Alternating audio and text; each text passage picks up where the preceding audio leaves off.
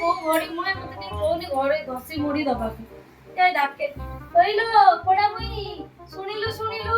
ହଁ ହଁ ଯାଉଛି।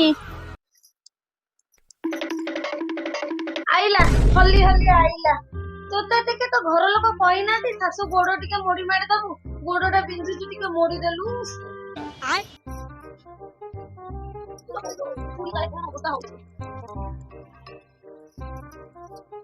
ହେଲେ ତ ହାତରେ କଣ ଟିକେ ବଳ ନାହିଁ, ଟିକେ ଜୋର ଜୋର ଚିପୁନୁ। ତ ଘରେ କଣ ତତେ ଖାଇବାକୁ ଦେଇନାହାନ୍ତି? କି ଚିପା ଚିପୁଛୁ ମା? ଯା ଏଠୁ ଯା।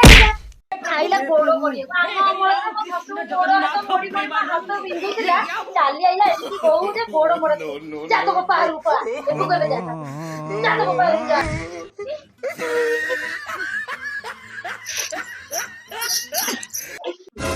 ପୋଡା ମୁଇଁ ବୁଢୀ ମତେ କହୁଛି ଗୋଡ ମୋଡିବା ପାଇଁ। ମୁଁ ଦିନ କାଳେ ଆମ ଘରେ ଗୋଡ ମୋଡୁନଥିବି, ସିଏ ମତେ କହୁଛି ମୋଡିବା ପାଇଁ। ଯାଉଛି ତା ପୁଅକୁ ଫୋନ କରେ। ସେ ବୁଢୀ ମତେ କହୁଛି ଗୋଡ ମୋଡିବା ପାଇଁ। ହଁ ହ୍ୟାଲୋ, କେତେବେଳେ ଆସିବ? ହଁ ତମ ବୋଉ କଣ କହୁଛନ୍ତି ମତେ ଗୋଡ ମୋଡିବା ପାଇଁ? ମୁଁ ଆମ ଘରେ କେବେ ଗୋଡ ମୋଡିଥିଲି କାହାର? अच्छा ସେ କେମିତି କହୁଛନ୍ତି? ତମେ ଖାଲି ଆସ ଘରକୁ, ତମର ମୋର କଥାବାର୍ତ୍ତା।